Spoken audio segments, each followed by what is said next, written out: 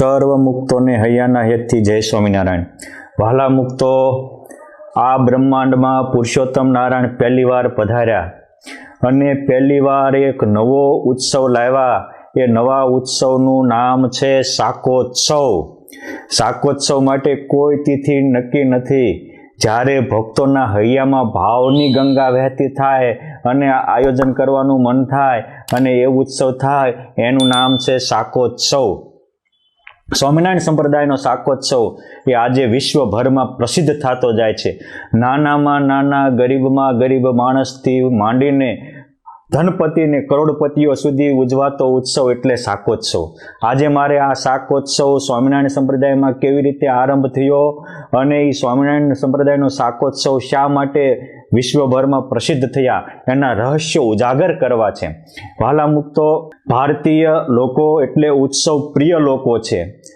આમ તો દીપોત્સવ, રંગોત્સવ, જન્માષ્ટમી ઉત્સવ કે ફૂલદોલ ઉત્સવ વગેરે તો પ્રસિદ્ધ છે, પણ પુરુષોત્તમ નારાયણે આ શાકોત્સવની રેસીપી ગોતી ક્યાંથી અને કેવી રીતે બ્રહ્માંડમાં આ શાકોત્સવ પ્રસિદ્ધ થયો અને આજે શું એ શાકોત્સવનું મહાત્મ્ય છે, શું એ ગ્રંથોમાં એના ગુણલા ગવાયા છે. પુરુષોત્તમ નારાયણ જેનો સ્પર્શ કરે ને એ બધું ભવ્ય અને દિવ્ય બની જતું હતું. આમ તો શિયાળાના સમયમાં ખેડૂતોને ત્યાં રીંગણા બહુ પાકે એટલે રીંગણા એ વખતે તો રૂપિયાના 10 મણ મળતા હતા, પણ પુરુષોત્તમ નારાયણે એ શાકોત્સવનો રીંગણાનું શાક બનાવ્યું એટલે રીંગણા એ શાકનો રાજા બની ગયો. રાજા પુરુષોત્તમ નારાયણનો સ્પર્શ એટલે રંકમાંથી રાજા બનાવે. મારા બાપ પુરુષોત્તમ નારાયણનો સ્પર્શ એટલે ગરીબોને તવંગર બનાવે. આ શાકોત્સવ પ્રસિદ્ધ છે લોયાનો, પરંતુ શાકોત્સવ એ બિન સત્સંગીને સત્સંગી કરવાનો ઉત્સવ છે. શાકોત્સવ એ કુસંસ્કારીને સંસ્કારી બનાવવાનો ઉત્સવ છે. શાકોત્સવ એટલે પરસ્પર પરિવારની એકતાનો ઉત્સવ છે. શાકોત્સવ એટલે તમામ લોકોને હળી મળીને રમવા જમવાનો અને શિયાળામાં પણ દિવ્ય અલૌકિક આનંદ માણવાનો ઉત્સવ છે. તમે કહેશો સ્વામી, શાકોત્સવ બિન સત્સંગીને સત્સંગી, કુસંસ્કારીને સંસ્કારી બનાવવાનો ઉત્સવ એટલે શું? ભગવાન સ્વામિનારાયણ ગોંડલમાં અનેક વાર પધાર્યા હતા. પહેલો શાકોત્સવ ક્યાં ગયો? આખો વિડીયો સાંભળશો તો જ તમને એમાં રહસ્ય ઉજાગર થશે. પહેલો શાકોત્સવ ભગવાન ગોંડલ પધાર્યા વિક્રમ સંવત 1858માં. જ્યારે ભગવાન 1858માં માક્ષર સુદ તીજ તારીખ 28/11/1802 રવિવારના રોજ પધાર્યા. એ વખતે ત્યાંના બધા જ દરબારો પરિવારોમાં ભગવાન સ્વામિનારાયણે સત્સંગના બીજ રોપ્યા હતા. સત્સંગની માં મુક્તાનંદ સ્વામીએ પ્રગટ કે ગુણ હમ ગાવે, પ્રગટ કે દર્શકો પાવે, પ્રગટ બિના ભૂત ભવિષ્ય સો સપને મન આવે, એ કહીને ત્યાંના રાજા દેવાજી અને એમના ભાઈ હઠીજી એમાં સત્સંગના ઊંડા રોપી દીધા હતા.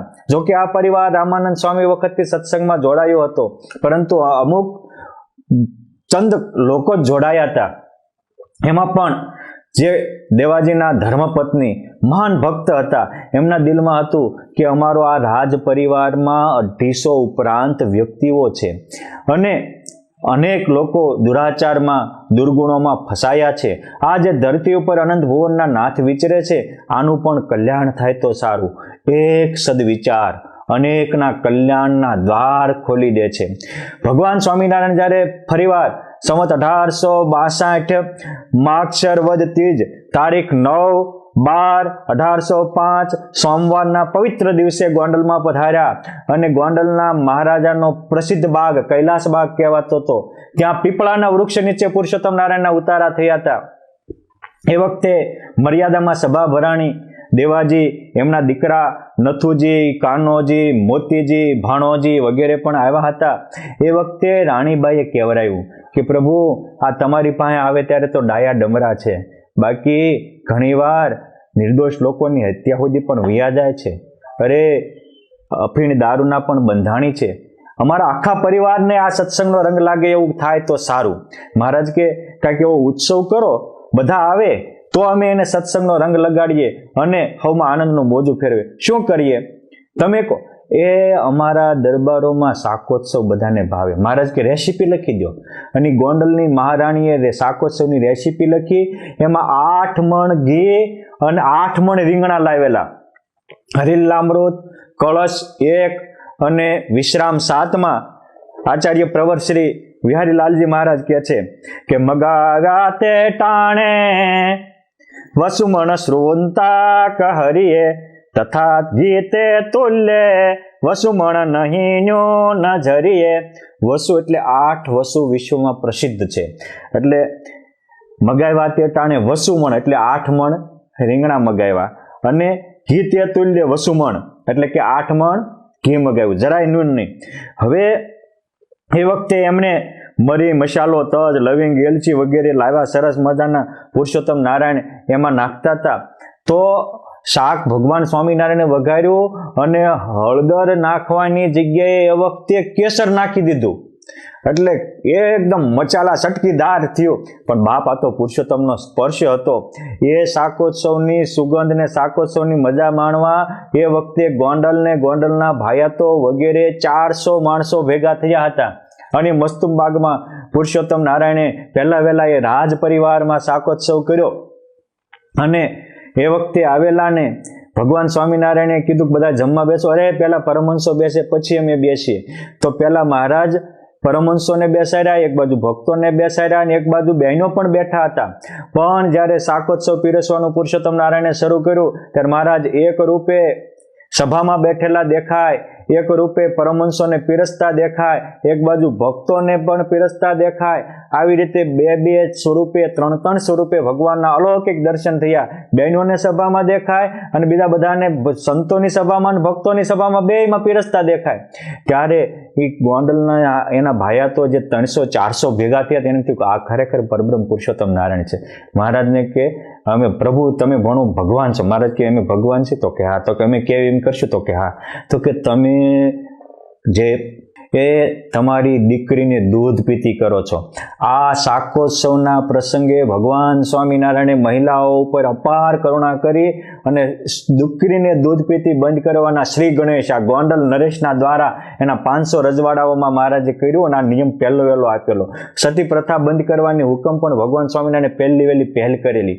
અને એ વખતે આવેલા એ ભગવાનનો પ્રભાવ જોઈને આવ્યા કે મહારાજ અમને તમારા સત્સંગી કરો. મહારાજ કે આજથી દારૂ પીવાનો નહીં, માંસ ભક્ષણ કરવાનું નહીં, પડધન પથ્થર માનવાનું, પરનારી માતા સમાન માનવાની, આ રીતે લૂંટફાટને બંધ કરી કુસંસ્કારીને સંસ્કારી કર્યા, બિન સત્સંગીને સત્સંગી કર્યા અને શાકોત્સવના સંપ્રદાયમાં શ્રી ગણેશ થયા. પછી તો ભગવાનના સ્વામિનારાયણના મગજમાં હતું કે આ રાજ પરિવારનો ઉત્સવ એક ગરીબ નિવાજનો ઉત્સવ બની જાય, ઘરનો ઉત્સવ બની જાય. આવું થાય તો સારું. અને પછી આ ભગવાન સ્વામિનારાયણનો સંકલ્પ એક પટારામાંથી પ્રગટ્યો શાકોત્સવ ત્યાંથી શરૂ થયો. આમ તો સુરા ખાચર કહેતા કે મહારાજ અમે તમારા સત્સંગી નહોતા ત્યારે અમારા આંગણે કાળોલી કૂતરી બેઠી હોય અને એ પટપટ પૂંછડી હલાવતી ઘરમાં જાય તો અમે કહેતા હતા કે ત્યાં કાંઈક રોટલો હોય તો અમે ભણું બહાર શેના બેઠા હોય. મહારાજ કૂતરાને રોટલો ચાંકી નાખવા નહોતો, પણ આજ તમે તમારા આશ્રિત થયા એટલે આજે અમારે ત્યાં અષ્ટસિદ્ધિ ને 9 નિધિ ઉભરાય છે. મારા બાપ જ્યાં સંતને શ્રી હરિતણી સેવા શુશ્રૂષા થાય છે, મંદિર સમૂહે ગૃહ બની આનંદથી લહેરાય છે. અષ્ટસિદ્ધિ 9 નિધિ ત્યાં આવી લહેરાય છે, તું યાદ કર કીર્તારને ચેતન સમય વહી જાય છે. આમ મહારાજ આજ અમે તમારું ને તમારા સંતો ભક્તોની સેવા કરી એટલે અમારે ત્યાં અષ્ટસિદ્ધિને 9 નિધિ ઉભરાય છે. અમારે ત્યાં 200 ગાયો ભેંસોના દૂધના છે. આજે અમારે ત્યાં 20 હજાર રૂપિયા સોનામોરો પડી છે. એ વખતે સુરા ખાચરના દરબારમાં આટલી સમૃદ્ધિ થયા પછી મોટા એમના દીકરાના લગ્નનો પ્રસંગ હતો. એમના બધા જ પરિવારજનો આવેલા અને બધાએ ધામધૂમથી દીકરાના લગ્ન પૂર્ણ કર્યા. પછી બધાએ ઘરેણા ઉતારી એક પટારામાં મૂકેલા. અમુક જાણભેદુએ કર્યું કે આ 3 દિવસના ઉજાગરા છે. પહેલાં આપની જેમ શોર્ટકટ નહોતું. પહેલાં તો લગ્ન ઉત્સવ હોય ને એ 5-5 દી હાલતા હતા. એ જમણવાર કરે ને બધા 2 દી જાનું રોકાઈને મોજું કરતા હતા. પરંતુ પછી થાક્યા હતા હુતા ત્યારે અમુક જાણભેદુએ આ બધું જ દાગીના જરી જાણીના ઈર્ષ્યાના ભાવથી કે આ સ્વામિનારાયણના ત્યાં બહુ ચકી ગયા લૂંટી જાય એટલે ખબર પડે કે સ્વામિનારાયણ એની કેવી રક્ષા કરે. અન દિવાલ તોડી અને એનો પટારો સુરાખા બાપુનો પટારો ઉપાડ્યો હો. અન પણ ચાવી ત્યાં હતી, પણ પુરુષોત્તમ નારાયણની હવની ચાવી તો પુરુષોત્તમ નારાયણના હાથમાં છે. સૌને નચાવે વળી વિશ્વનાથ, ધાર્યું બધું એક હરિનું જ થાય, ભગવાનનું ધાર્યું થાય છે.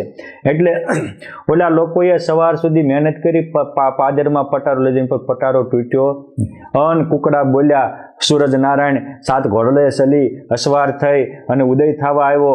અને કોઈકે કીધું કે જો ભણું બાપુને ખબર પડી ને તો આપણું આ જમીનમાંથી, આ ધરતીમાંથી નામ ભૂઈ નાખશે, કે ભાગો નકર આ ભૂકા કાઢી નાખશે, કે આ તો સુરા બાપુ દરબાર ગામ ધણી છે. એનો એક ઢીકોય તે કાપી થઈ જાય, કારણ કે સુરા બાપુ બહુ વજનદાર હતા અને સુરવીર એવા હતા. એટલે બધા મૂકીને ભાગી ગયા. સવારમાં લોકો એ જમાના પ્રમાણે ઉઠી ઘમર ઘમર વલોણા કરતા, અને આમ જ્યાં બાપુની બાજુમાં નીકળ્યા, બાપુના દરબારની બાજુમાં સંઘા પટેલના ઘર હતા, અને એની દિવાલ તોડેલી જોયું તો પટારો નહોતો. એટલે ઘણાએ આવી, બાપુ તો પૂજા કરતા હતા, આવીને કહે છે દરબાર દરબાર, હા ઘરે ધાડું પડ્યું ભણું. સુરા બાપુ કે ભણું મારા ઘરે ધાડું હોય નહીં? અરે બાપુ પડ્યું ને. જે દિવસનો સ્વામિનારાયણ ભગવાનનો આશ્રિત થયો તે દિવસની પરનારીને માતા ગણીશ, પરધનને ધૂળ ગણ્યું. હકનું હજમ થાય અને અણહકનું કાંઈ ન હોય. અણહકનો 1 પૈસો ઘરમાં આવવા દીધો નથી. મારું દ્રવ્ય ચોરાય નહીં. આમ જ્યાં ચર્ચા કરે ત્યાં તો ગામના ગોજરેથી 2-3 માણા હાંફતા આવ્યા અને કહે છે કે બાપુ બાપુ બાપુ. સુરા બાપુ કે શું છે? અરે તમારો પટારો પાદરમાં પડ્યો છે. અને ગયા જોયો, અકબંધ પટારો હતો. એ પટારાની બાજુમાં જ ચાવી લટકાડેલી હતી, પણ એને મળી નહોતી. કેમ છે કોને ક્યાં હું એટલી દ્રષ્ટિ પ્રકાશવી, એ બધું તો ભગવાનના હાથ છે. પટારો ઘરમાં લાવ્યા, અકબંધ હતો, આખો પરિવારને આનંદ થયો. પછી સુરા બાપુ કે આ ભગવાને આપણી રક્ષા કરી એટલે મને એક સંકલ્પ થાય છે. એમના ધર્મપત્ની શાંતાબા કહે છે શું સંકલ્પ? સંકલ્પ એવો થાય છે કે આ ભગવાને રક્ષા કરી તો આપણે આપણું અડધું દ્રવ્ય છે એ ભગવાન માટે વાપરી નાખીએ, સંતો ભક્તોને બોલાવીએ. શાંતાબા હેઠું જોઈ ગયા. એ કે કેમ નીચું કેમ થઈ ગયા? થકે ચોર લઈ જાય તો સર્વસ્વ સમર્પણ, આખો પટારો, અને પુરુષોત્તમ નારાયણનું હોય તો અડધું હોય સમર્પણ. અને મારા બાપ જ્યાં મરદ હારે ત્યાં બેનો શક્તિ ઊભી થઈ જાય. એ શક્તિ સ્વરૂપા શાંતિમાએ કીધું કે બધું જ, તો કે આ બધો જ પુરુષોત્તમ માટે તો આપણો જીવન નોછાવર કરી દેવી. અને એ વખતે કદરદાની એવી હતી, તમે આજને આજ જાઓ અને પુરુષોત્તમ નારાયણને લઈને આવજો, અને જો ભગવાન સ્વામિનારાયણ આપણા લોયામાં ન આવે તો સાધુ થઈ જાય, ઘરમાં પગ દેતા નહીં. અને બાપા આ તો હાઈકોર્ટનો હુકમ. સુરા બાપુ આવ્યા અને મહારાજની પાસે ગઢપુરમાં કહે છે પ્રભુ લોયા પધારો. મહારાજ કે મોટી બાન લાડુ બા આવવા ન દે. એટલે સુરા ખાચર રોવા માંડ્યા. કેમ? અરે મહારાજ તમને મોટી બા અહીંયા આવે ત્યાં અહીંથી ન આવવા દે, મને મારા ઘરનું ત્યાં ઘરમાં ન જવા દે, મારે કરવાનું હું? મહારાજ કે વર્ણવીને વાત કરો ને બાપુ. અરે મહારાજ એમ બન્યું છે કે અમારો પટારો ચોરાઈ ગયો હતો અને મારે 50% આપવાનું હતું, પણ અમારા ઘરના એ કહ્યું કે ચોરને બધું અને શ્રીજી મહારાજને અડધું, એટલે બધું જ ભગવાન માટે અર્પણ કરવાનું. અને કીધું છે કે જો મહારાજને લઈને આવો તો ઘરમાં આવજો ને સાધુ થઈને ત્યાં લેજો. મહારાજ કે આટલો સમર્પણ ભાવ હોય, આવો પ્રેમ ભાવ હોય, અમારે આવવું પડશે. મહારાજ ત્યાં ગયા. અરે મહારાજ તમને અહીંયા ઉત્સવ કરવા બોલાયો. હવે મહારાજ પહોંચ્યા હતા કારતક વૈદમાં. કારતક વૈદમાં જાય ત્યારે કાંઈ ઉત્સવના નિમિત્ત તો હોય નહીં, કારણ કે કારતક મહિનામાં પ્રબોધિની તુલસીભાઈ વિયોગ્ય હોય. હવે તો ઠેઠ મહાસુદ પંચમી, વસંત પંચમીનો ઉત્સવ આવે ત્યાં સુધી એટલા બધું રોકાવાય નહીં. મહારાજ વિચારતા હતા કે કંઈક એવો ઉત્સવ કરું કે આ બ્રહ્માંડ રહે ત્યાં સુધી લોકો એનો પરમાનંદ માણતો રહે. આમ જે વાત કરતા હતા એમાં એક ગરીબ ખેડૂત થોડાક પોતાની વાડીએ નાના રીંગણા થેલા, ખોરમ જેવા, એરડિયા જેવા, અને આમ લઈને આવેલા. ખાલી 2-3 કિલો જ રીંગણા હતા. સુદામાના પૌવા માની લો, સબરીમાના બોર માની લો, એમાં ગરીબ પટેલના રીંગણા માની લો. આ રીંગણા જરીક હતા અને આ દેવા કે ન દેવા, બાપુના દરબારમાં આટલા રીંગણા. પણ પુરુષોત્તમ નારાયણ બાપ નાનાની કદર કરે, એ સ્વામિનારાયણ કરુણાની મૂર્તિ, ગરીબ નિવાસ, દીનબંધુ, દયાળુ. એટલે મહારાજે કીધું કે કાના બાપા, કાના પટેલ, હા હું લઈ લાવ્યા. મહારાજે બોલાવ્યા એટલે એને બહુ આનંદ થયો કે વાહ, અને ભુવનના નાથે બોલે, એ પ્રભુ અમારે તો જો અહીંયા આવા ડીટિયા જેવડા રીંગણા થાય કે પ્રભુ અહીંયા હા વાત તો બહુ છે પણ રીંગણા બહુ ઓછા થાય, બીજું શાકભાજી થાય, પણ મને એમ થયું કે મારી વાડીના પહેલા રીંગણા કે મારે પુરુષોત્તમ નારાયણને અર્પણ કરવા છે. મહારાજ રીંગણા જોઈને કે ઓહો, આ ગરીબનું ખાણું, આને હું વખાણું વિશ્વમાં તો કામ થઈ જાય. આમ વિચારીને મહારાજ કહે છે, સુરા બાપુ રીંગણા બહુ સારા છે, કંઈક મિશાલો છે. અરે મહારાજ તમે કોણ શું ન હોય, એ પહેલા વહેલા 4 કિલાના રીંગણા ને 2 કિલા ઘીથી સ્વામિનારાયણને શાક કર્યું. મહારાજ કે જો હવે ઉત્સવ કરવો છે, ઈશ્વરા બાપુ તમારું જે ભગવાને બચાવ્યું છે ને એની માટે હવે કરવાનો છે શાકોત્સવ. અરે મહારાજ પણ રીંગણા મોટી બાત ત્યાં હાજર હતા. મહારાજ રીંગણામાં લક્ષ્મી વાડી બહુ પાક્યા છે, ત્યાં આવો ને તો કરો. મહારાજ કે લક્ષ્મી બાગમાં નહીં, હવે આ લોયા નાગડકા સુખભાદરને કાંઠે સૌથી સારા રીંગણા થશે. અને આ પુરુષોત્તમ નારાયણની ગૌરવ ગાથા છે. જમીનના તત્વ ફેરવી નાખ્યા અને પછીથી તો એ વિસ્તારમાં પણ રીંગણા થવા માંડ્યા. પણ પહેલા રીંગણા પહેલા વહેલા ભગવાન સ્વામિનારાયણે કીધું ત્યારે મહારાજ કે મોટી બા તમારે જો ભાવના હોય તો ગઢપુરથી રીંગણા મગાવો, શાકોત્સવ તો અહીંયા જ થશે, ઘી બી બધું તો અમારા સુરા બાપુનું જ વપરાશે.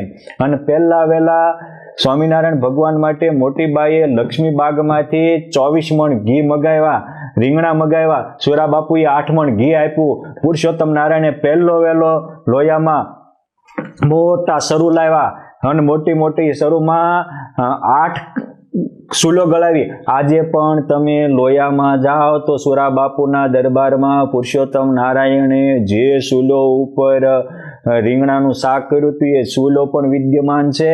અને જે મોટા ચરુ હતા, એક ચરુ ગઢપુરમાં અક્ષરભુવનમાં વિદ્યમાન છે, રીંગણા માટેનો મોટો હતો એ, અને બીજો ત્યાં લોયામાં પણ મારા ખ્યાલ મુજબ 99% છે. એ લીમડા નીચે હજી સૂલ વિદ્યમાન છે પરસ્યાદીની. આ બધી દસ્તાવેજી પુરાવા જેવી વાત છે. એ લોયાના શાકોત્સવની ભગવાન સ્વામિનારાયણે એ 8 સૂલો બનાવી અને પછી એમાં એક મોટા સરૂ મૂક્યા. એક સરૂમાં એક મણ રીંગણાના ઘી મૂક્યું અને એનો વઘાર કર્યો. અને એમાં 1.5 મણ ઘી, 2 મણ રીંગણા નાખ્યા, 2 2.5 મણ.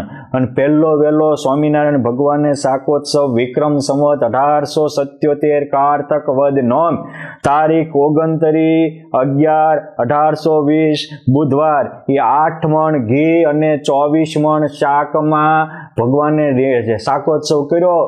અને એ શાકોત્સવની સુગંધ એટલી ગઈ કે ભવ બ્રહ્માદિ તજી આવ્યા નેક. પ્રેમાનંદ સ્વામીએ લખ્યું કે નાક એટલે કે સ્વર્ગાદિક તજીને અહીંયા પુરુષોત્તમ નારાયણના શાકોત્સવની સુગંધ લેવા આવી ગયા. અને એવો શાકોત્સવ થયો. અને એ વખતના દેશી બાજરાના રોટલા બહેનોએ બનાવ્યા, માખણમાં ઘીમાં જબોલેલા. એ રોટલા ને શાક, એની આગળ મેસૂબ આટા મારે, એની આગળ મંચુરિયન આટા મારે, એની આગળ પીઝા ને બીજા આટા મારે. આવું શાકોત્સવ બધા જમવા બેઠા કે બધા શાક કરતા ખાય. અને પુરુષોત્તમ નારાયણના પ્રતાપે તમે વિચાર તો કરો, 24 મણ રીંગણાનું શાક હતું. એ 500 પરમહંસોને બધા બેઠા, જેટલું જમતા જાય એટલું અખૂટ થતું જાય. હજારો ચૂકે બધાને એમ થયું મહારાજ આ તો એકવાર નહીં અનેકવાર કરવા જાવ. મહારાજ કે એટલા માટે જ આવ્યા છે બાપ, અમે તમને રમાડવા જમાડવા અને અંતે અક્ષરધામ પમાડવા તો આવ્યા છીએ. અને આવી રીતે પહેલો વહેલો લોયામાં શાકોત્સવ કારતક વદ 9 થયો. અને પછી મહારાજે બીજો શાકોત્સવ કર્યો, એ માક્ષર મહિનામાં કર્યો હતો. એ માક્ષર મહિનામાં બીજો શાકોત્સવ કર્યો ત્યારે 12 મણ ઘી અને 40 મણ રીંગણા થયા હતા. ખોલડિયાદના ખેંગાર ભગત, પછી રૂડા સિંધવ અને મૂળજી કણસારો, મૂળજી અડાલજા આ વગેરે એ રીંગણાઓ લઈ આવ્યા હતા. અને એનો ભગવાન સ્વામિનારાયણે શાકોત્સવ કર્યો. અને પછી ત્રીજો શાકોત્સવ એ તો મારા બાપ 8 મણ રીંગણા અને 24 મણ ઘી. ભગવાન સ્વામિનારાયણને જ્યારે જેતપુરમાં ગાદીએ બેસાડ્યા ત્યારે લાડવા, મેસૂબ, મોહનથાળ વગેરે કર્યા હતા. અને એમાં 24 મણ ઘી વપરાણું હતું. અને રામાનંદ સ્વામીને હિસાબ આપ્યો હતો કે બધાએ કીધું ગુરુદેવ આ 24 મણ ઘી આપણે આમાં આ ઉત્સવમાં વપરાણું. મહારાજ કે અમારા આ એક દિવસ ભગવાન સ્વામિનારાયણ 24 મણ ઘીના તો વઘાર કરશે. એ આજ રામાનંદ સ્વામીના વચન સત્ય કર્યા. અને મોટો શાકોત્સવ થયો.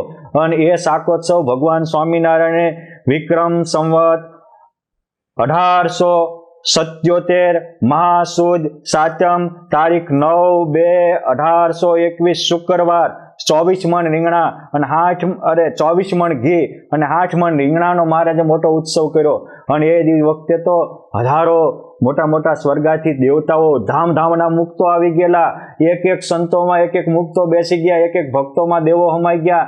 અને મહારાજ કે આ એક સંત જમે ત્યાં તમામ ધામના મુક્તો જમી જાય છે, એક ભક્ત જમે ત્યાં એક એક દેવો પણ જમે છે. આવી દિવ્ય ભવ્ય દિવ્ય દ્રષ્ટિવાળા સમાધિનિષ્ઠ હતા, એને અલૌકિક દર્શન થયા. બહુ મોટી શાકોત્સવની લીલાઓ હરિચરિત્રામૃત સાગરના તો 23મા પૂરમાં કેટલાય તરંગો આના લીલાના બન્યા. પરંતુ મારે આ ઉત્સવ નિમિત્તે જે 4 અલૌકિક ઘટના ઘટી એ કહેવી છે. ઘટના નંબર 1, આ જ્યારે ભગવાન સ્વામિનારાયણે 1877 મહાસુદ સાતમ અને શુક્રવારના દિવસે ઉત્સવ કર્યો, તે દિવસે પહેલું વહેલું ધર્મકુળના 2 સભ્યો માયાજીતાનંદ સ્વામી ને સુખાનંદ સ્વામી લઈને આવ્યા, રામ પ્રતાપભાઈ ને ઈચ્છારામભાઈ. એટલે પહેલું વહેલું લોયામાં આ ઉત્સવ થયો.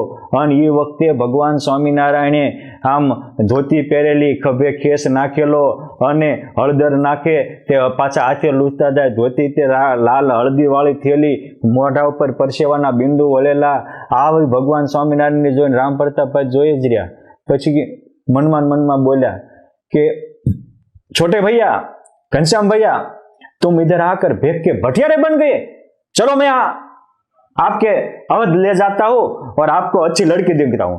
महाराज के તમે આને ભેખ માનો છો? આ એક એક અક્ષરધામના મુક્તો છે, જે લોયાના 18મા વચનામૃતમાં કીધું કે કોઈ એમ કે છે કે પ્રથમ આને નિશ્ચય નહોતો અને હવે નિશ્ચય થયો. તે શું થયું?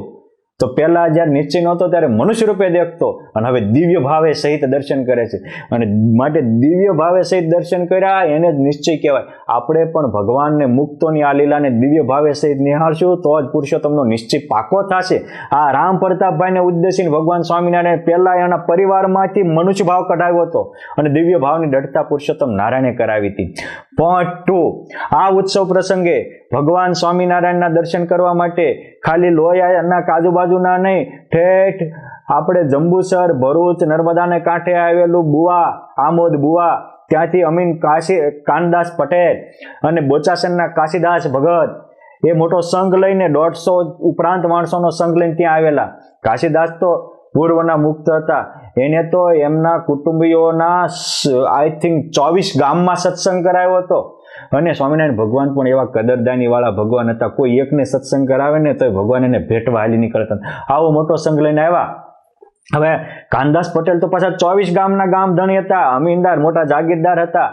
એટલે ભગવાન સ્વામિનારાયણ આવા હળદીવાળા ધોતિયું પહેરેલું નામ વઘારતા જોઈ અને એમ થયું, ઓહો, શાક વઘારે, આ તો રસોઈયો કહેવાય, આને થોડો ભગવાન કહેવાય. કાશીદાસ આમ તો લઈને આવ્યો મને, હાલો હાલો. એનો જ મોટો સંઘ હતો. એટલે કાનદાસ પટેલ આરે તો મોટા આબરૂદાર હતા, 24 ગામના ગામ ધણી જેવા હતા.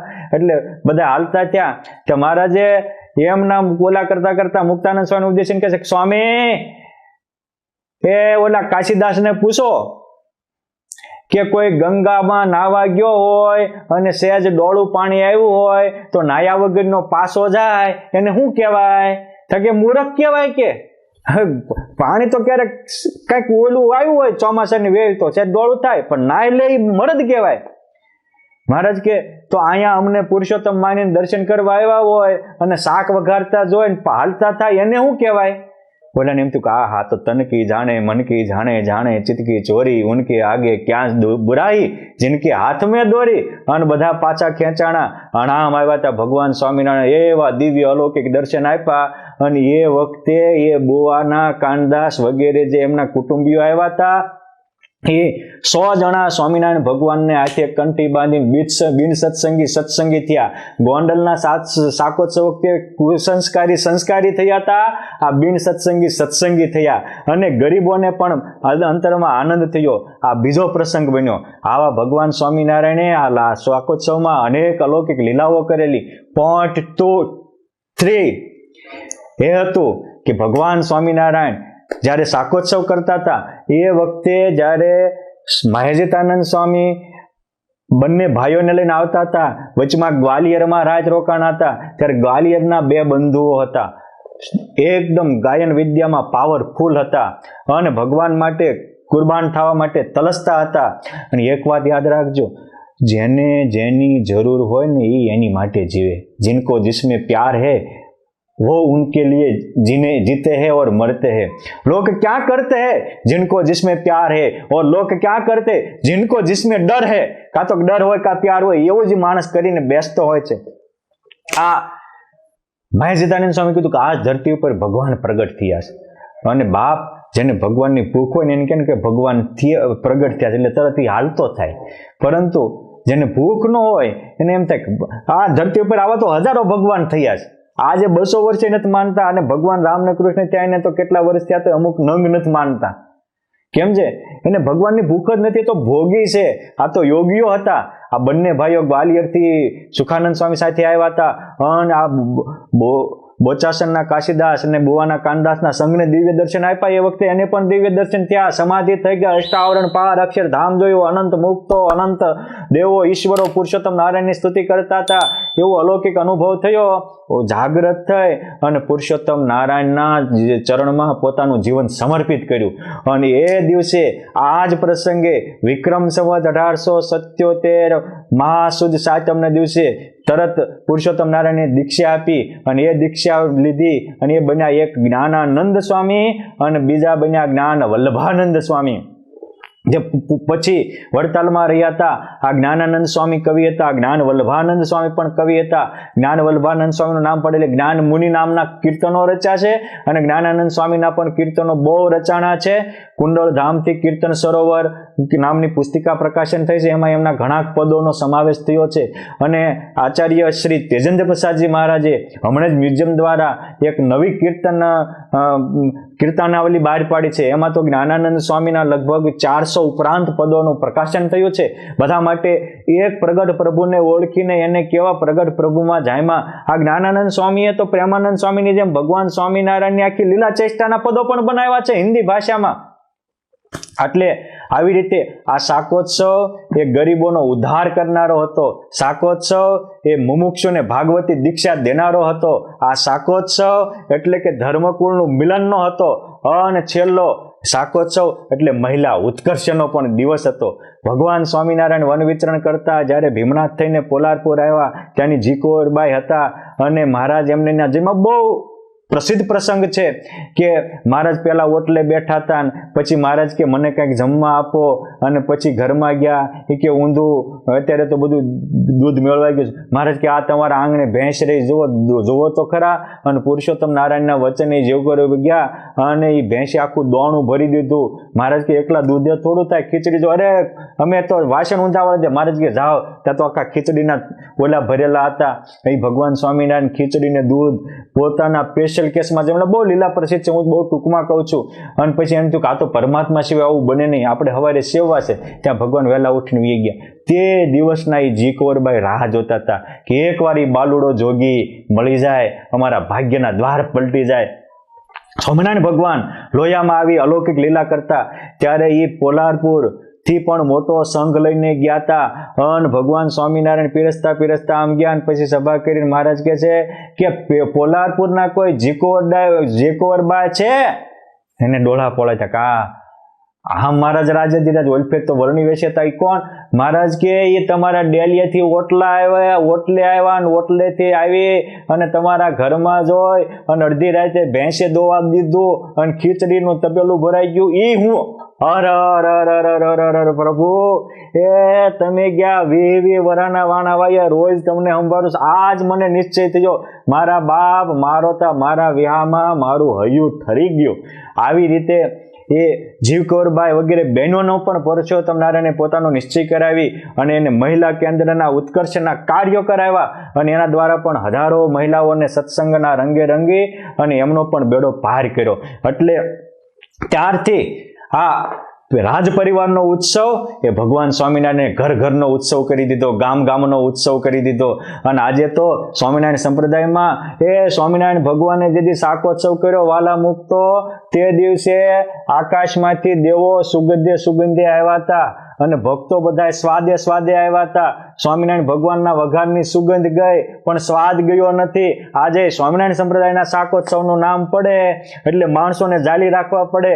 સત્સંગી હોય કે બિન સત્સંગી હોય, નાના હોય કે મોટા હોય, બાળક હોય કે બુઢા હોય, બહેનો હોય કે ભાઈઓ હોય, હડહડાટ કરતા આવે અને બાપી પરમહંસો કે સંતોએ વઘારેલું સ્વામિનારાયણ ભગવાનના સંબંધમાં આવેલું શાકોત્સવની લીલા યાદ કરે અને એ શાકોત્સવને પ્રસાદ જમે, એના આનંદ જન્મના પાપ જાય અને એ પણ પરમ સુખિયા થાય અને પરિવારની એકતા થાય, કેટલાયના પરસ્પરે સગપણ પણ જોડાઈ જાય. માટે બ્રહ્માનંદ સ્વામીએ લખ્યું છે કે આ શાકોત્સવની લીલા ગાય સુણે સાંભળે એના આનંદ ભવના પાપ જાય અને એ મહાસુખીઓ થાય. માટે આ આનંદ ભવના પીડાને ટાળનારી, અનંત પ્રકારના સુખને આપનારી આ લીલા સાંભળીને આપ પણ સર્વ પ્રકારે સુખી થાવ એવી પરમ કૃપાળુ પરમાત્માના પાવન ચરણોમાં પ્રાર્થના. અસ્તુ. ધન્યવાદ. ગમ્યો હોય તો આ શાકોત્સવનો વિડીયો બધાને આપજો.